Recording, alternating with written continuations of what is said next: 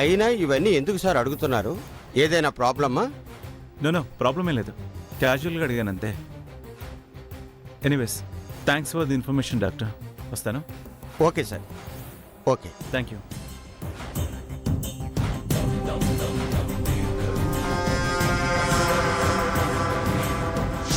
కన్న కొడుకు సార్.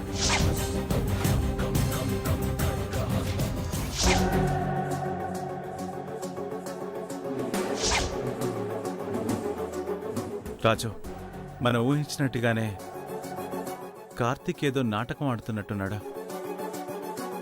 కన్న తల్లి చెల్లి ఉండి కూడా మీనాక్షి దగ్గర అనాథాన్ని ఎందుకు అబద్ధం చెప్పాడు? నిన్న ఆవిడ కోమా నుంచి బయటికి వచ్చినప్పుడు కూడా పరిచయం లేని వాళ్ళ నటించాడు. మీనాక్షికి పెద్దావిడ కళ్ళు దానం చేసిన విషయం నీకెందుకు చెప్పారు అని నేను అడిగితే డాక్టర్ ఇచ్చారని సర్ది చెప్పాడు.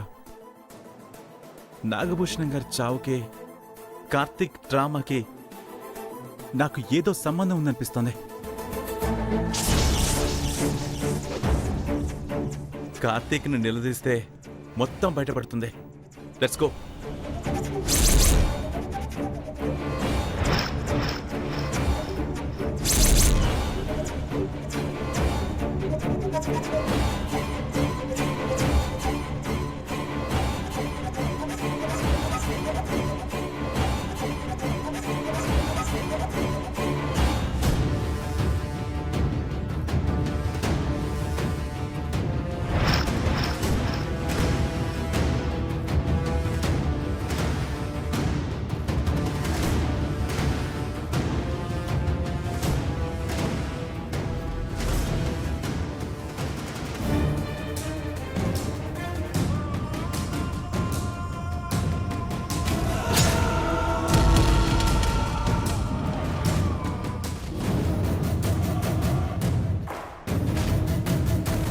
ఇప్పటిదాకా ఉన్నాడు కదా, ఎటెళ్ళాడు?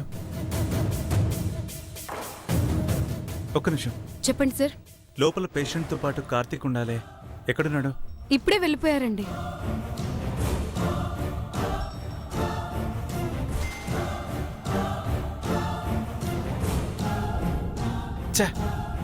మిస్ అయిపోయాడు సార్. లోపలికి వెళ్ళి ఆ పేషెంట్ వాళ్ళని అడిగితే కార్తీక్ ఎక్కడికి వెళ్ళాడో తెలుస్తుంది కదా సార్. వద్దు రాజు, అలాంటి పనులు చేయదు. ఇది నా చెల్లెలు మీనాక్షి జీవితానికి సంబంధించిన విషయం. కార్తీక్ని ఇన్వెస్టిగేట్ చేసినట్టు ఎవరికీ తెలియకూడదు. జాగ్రత్తగా డీల్ చేసి కార్తీక్ నుంచి నిజాలు రాబట్టాలి.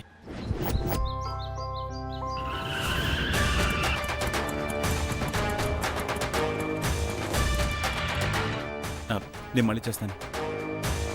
మీనాక్షి. శంకరన్నయ్య, నువ్విక్కడున్నావేంటి? మళ్ళీ నాన్న కేసు గురించి వచ్చావా? ఏమైనా ఆధారం దొరికిందా? ఒక క్లూ దొరికిందనుకున్న లోపే వెళ్ళిపోయిందమ్మా. అది నిజమా కాదా అని తేల్చుకోలేకపోతున్నాను. హాస్పిటల్కి వస్తున్నట్టు కార్తీక్ మీనాక్షికి చెప్తే సొంత తల్లి విషయం ఏ కారణంతో దాచిపెట్టాడో తెలుసుకోవాలి. చెప్పకుండా వస్తే మాత్రం అనుమానించి తీరాలి. మీనాక్షి, కార్తీక్ని తీసుకురాలేదేంటమ్మా? ఆయన అర్జెంట్ ఏదో కిరాయిందని వెళ్ళిపోయారన్నయ్య. అందుకే వదినని తీసుకొని వచ్చాను. అంటే మీనాక్షికి చెప్పకుండానే కార్తీక్ వచ్చాడనమాట. మీనాక్షి, క్యారేజ్ తీసుకుని వస్తున్నావేంటి? నిన్న కోమల నుంచి కోలుకున్న ఆవిడ కోసమేనా? అవునన్నయ్య. సరే అమ్మా, నేను నిన్ను మళ్ళీ కలుస్తాను. జాగ్రత్త. అలాగే అన్నయ్య.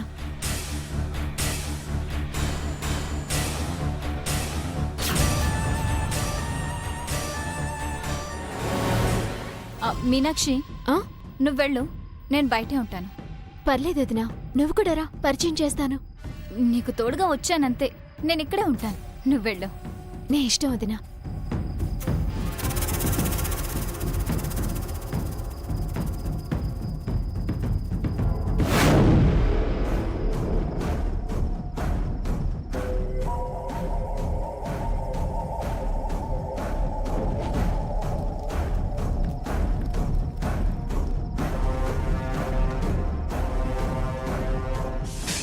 నువ్వు తినొచ్చావా గీత? వదినా, రా కూర్చో. అత్తయ్య, అత్తయ్య మీకోసం భోజనం తీసుకుని వచ్చాను. నువ్వెంతో మంచిదానివమ్మా. సాటి మనిషి కష్టం నీ సొంతం అనుకుంటా. అయినా నా కోసం ఎందుకమ్మా ఈ శ్రమ? మా అత్తయ్యకి భోజనం తీసుకురావడం నాకు శ్రమేంటి? కోడలిగా ఇది నా బాధ్యత. వదినా, ఉదయం నుంచి అమ్మ నిన్నే తలుచుకుంటోంది తెలుసా?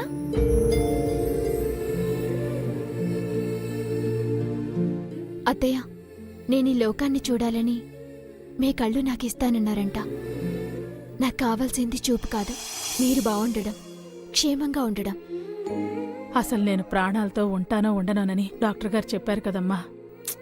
మీకేం కాదత్తయ్య, మీరింకేం ఆలోచించకండి. మీరు పూర్తిగా కోలుకొని హాస్పిటల్ నుంచి ఇంటికొస్తారు. ఇలాగే రోజు మిమ్మల్ని అప్పుడు కూడా ప్రేమగా చూసుకుంటాను. నేనే వంట చేసి మీకు తినిపిస్తాను. డాక్టర్ మాట అబద్ధం చేస్తూ మీకు స్పృహొచ్చింది. ఈసారి కూడా ఆ మాట అబద్ధమే అవుతుంది. గీత, ప్లేట్ తీసుకురా, అత్తయ్యకి భోజనం తినిపిద్దాం. అలాగే వదినా. Excuse me doctor. Yes, come in. కూర్చోండి. చెప్పండి. నిన్న కోమాల నుంచి బయటపడిన శారదా గారి గురించి మాట్లాడడానికి వచ్చాను. ఆవిడ హెల్త్ కండిషన్ ఏంటి డాక్టర్? బ్యాడ్ లక్ అండి. శారదమ్మ గారు మామూలు మనిషి అయినా కూడా వాళ్లలో సంతోషం లేకుండా పోయింది. ఆవిడ ఎక్కువ రోజులు బ్రతకరు. తను చావకూడదు డాక్టర్, ఎలాగైనా బతకాలి. ఆ అవకాశం ఏమాత్రం ఉన్నా ఒక డాక్టర్గా నేను మాత్రం వదులుకుంటానా? Of course. కాకపోతే ట్రీట్మెంట్కి లక్షల్లో ఖర్చు అవుతుంది.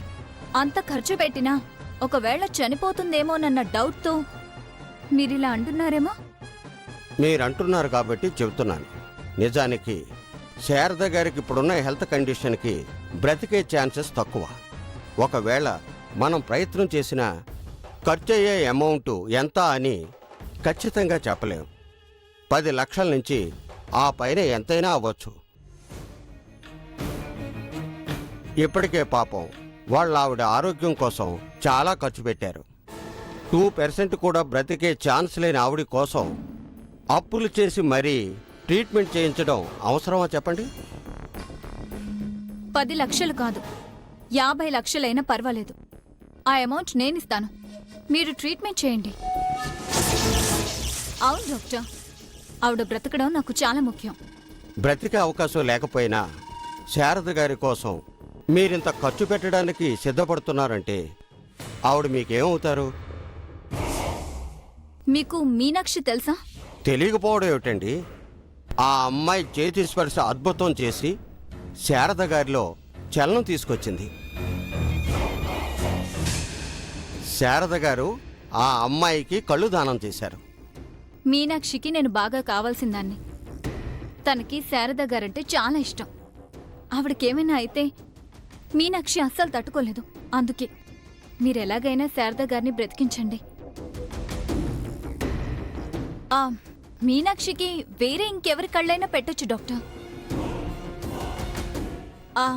ఇంకొక ముఖ్యమైన విషయం, ట్రీట్మెంట్కి నేను డబ్బిస్తున్నట్టు ఎట్టి పరిస్థితుల్లో కూడా మీనాక్షితో సహా ఎవ్వరికీ తెలియకూడదు. ఎందుకండి? డాక్టర్, వాళ్ళకి ఆత్మాభిమానం ఎక్కువ. అప్పైనా చేస్తారు కానీ నా దగ్గర తీసుకోరు. వాళ్ళున్న ఫినాన్షియల్ కండిషన్కి అంత భారం వాళ్ళ మీద పడ్డం నాకిష్టం లేదు. మీరు ట్రీట్మెంట్ చేయండి. డబ్బెక్కడిదని ఎవరైనా అడిగితే ఎవరో డొనేట్ చేశారని చెప్పండి, కానీ నా పేరు మాత్రం బయటికి రాకూడదు. ట్రీట్మెంట్ చేసినందుకు, నాకు మీరు సహాయం చేస్తున్నందుకు మీకు కూడా నేను కావలసినంత డబ్బిస్తాను. కరెక్ట్ అండి. బట్ మీకు ఇలాంటి గొప్ప మనసు ఉన్నందుకు హ్యాట్స్ ఆఫ్. నీ బొందరా గొప్పతనమా పాడా? దానికి చూపు వస్తే నేను జైలుకి పోతాను. ఆ ముసల్ది చేస్తే మీనాక్షికి కళ్ళొచ్చి నా చావుకొస్తుంది. అందుకే ఈ డ్రామా అంతా.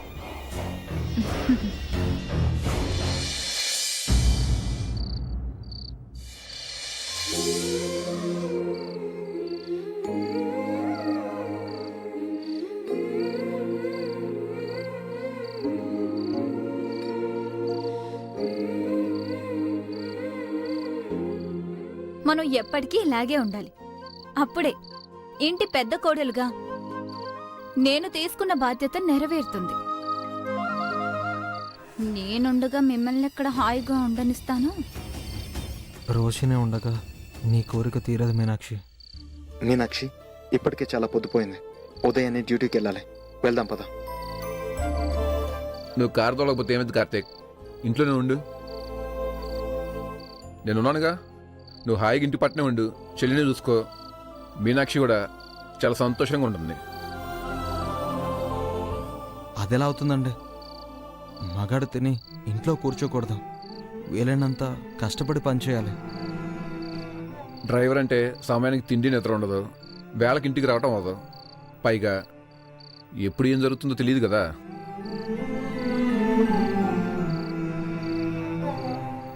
అట్లా కాదు, ఏదైనా పని చేస్తానంటే ఏదైనా వ్యాపారం పెట్టుకో. చెల్లెం కూడా నీకు తోడుగా ఉంటుంది, ఇద్దరు కలిసి ఉన్నట్టు ఉంటుంది. నువ్వు అన్నట్టు నీకు పని కూడా ఉంటుంది. అవునండి, ఈ ఆలోచన బాగుంది.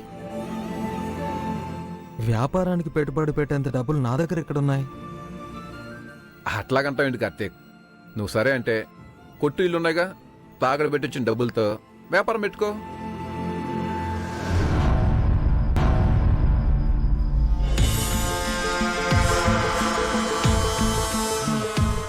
అవి మాత్రం నీ కాదా, తాగడ పెట్టుకో.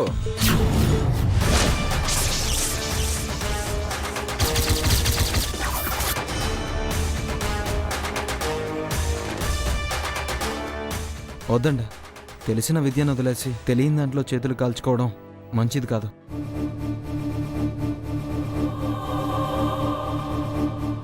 రోషిని అన్న మాటలు మనసులో పెట్టుకుని వద్దంటున్నావా? అదేం కాదు, మరి నేను అన్నట్టుగా వ్యాపారం పెట్టుకోవచ్చు కదా. తర్వాత చూద్దాంలేండి. మీనాక్షి, పద వెళ్దాం.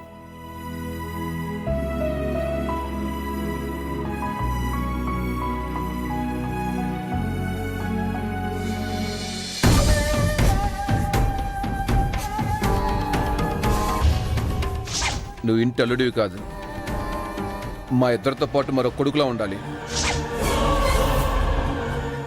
అన్ని విషయాలు నీకు చనువు మాత్రమే కాదు, మళ్ళీ నిన్నెవరన్నా ఇలా బాధ పెడితే ఈ ఇంట్లో నాకు కూడా అన్ని హక్కులున్నాయి. నువ్వెవరు నన్ను అంటానికని ఎదిరించే అధికారం కూడా నీకుంది. అది నేనైనా గణేష్ అయినా సరే. నువ్వు సరే అంటే కొట్టు ఇల్లున్నాయిగా, తాగడ పెట్టించిన డబ్బులతో వ్యాపారం పెట్టుకో. అవి మాత్రం నీ కాదా, తాగడ పెట్టుకో.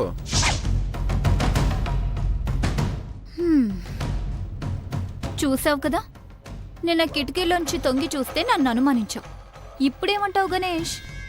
అవునదిరా, మొన్న నేను నా చదువుకు అవసరమైతే ఇల్లు గాని కొట్టుగాని తాకట్టు పెడదాము అంటే ఆ పరిస్థితి వస్తే చదువు ఆపేయమన్నారు. కానీ కార్తీక్ కోసం ఇల్లు కొట్టు తాకట్టు పెడదామంటున్నారు. అందుకే మరి నిన్ను జాగ్రత్తగా ఉండమంటున్నాను.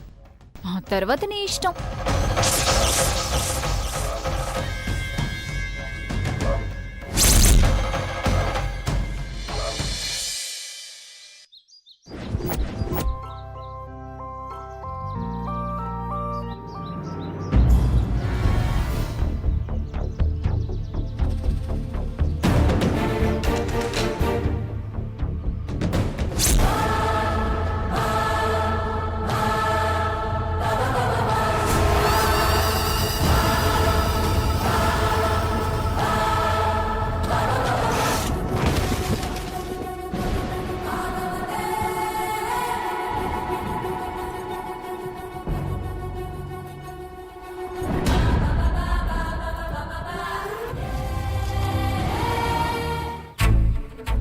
నువ్వు అడిగినట్టు ఎరువుల కోసం 10 ఏళ్ళు తయారు చేశా. నేను కొత్త అన్నయ్య, 2 రోజులు ఆగమన్నా ఆగలేకపోయారు. సరే, 2 రూపాయలు వడ్డీకి తీసుకొచ్చా. డబ్బులు అడుగుచేద్దామని చేశాను. సరే, ఉంటా.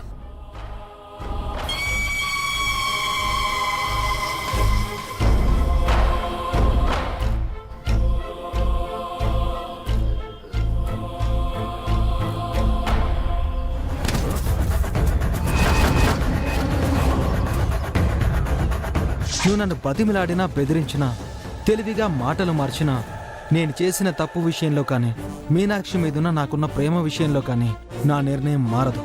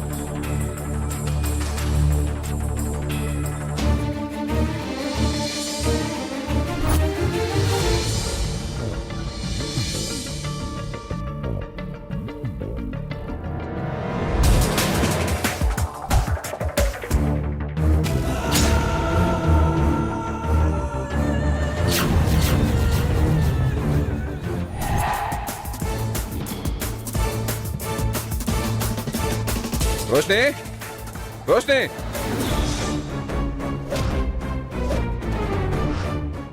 ఏంటండి? నేను ఈ బ్యాగ్లో డబ్బులు పెట్టి స్నానానికి వెళ్ళాను. నువ్వు కానీ తీసి దాచావా? ఇందులో లేవు. అసలు నేను చూడనే లేదండి.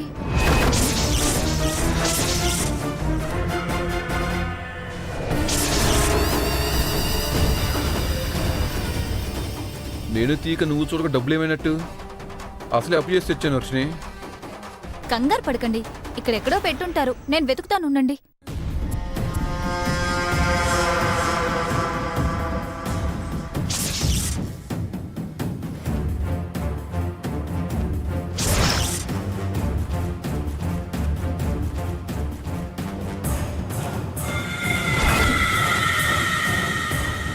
అక్కడెక్కడ పెట్టలేదు, ఇందులోనే పెట్టాను.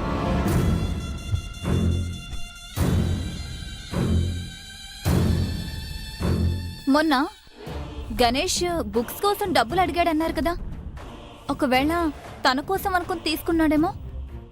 అడుగుతాం పదండి. సరిపదా.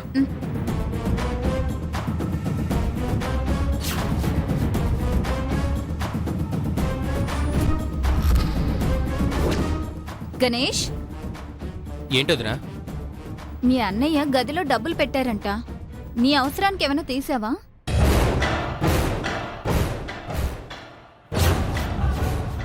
చెప్పకుండా నేనెందుకు తీస్తాను? నాకు అలాంటి పాడుబుద్ధేం లేదు.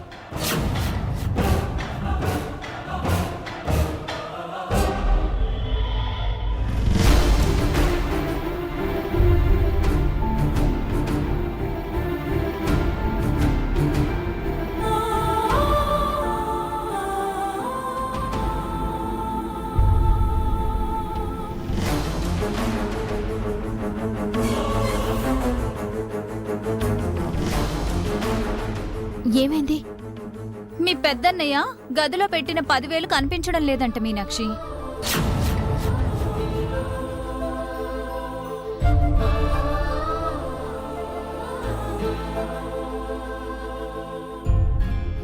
ఎప్పుడూ లేంది కొత్తగా మన ఇంట్లో డబ్బులు పోవడం ఏంటి? మనం తప్ప బయటి వాళ్ళెవరూ లేరు కదా. కొత్తగా వచ్చిన బయట మనుషులున్నారు కదా.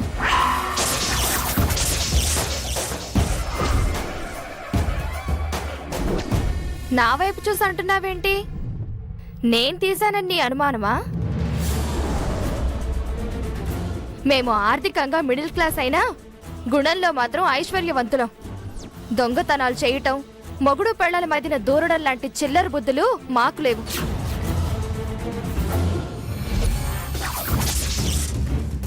చిన్నదినా, నువ్వు కాస్త ఆగు. ఏంటి మీనాక్షి, ముందేమో నన్ను, ఇప్పుడేమో మహేశ్వరిని అనుమానిస్తున్నావా? అయ్యో, తప్పుగా అనుకోవద్దు గణేష్. నేను ఆ ఉద్దేశంతో అడగలేదు. నీకు ఈ ఇంట్లో కూడా- వద్దొదినా.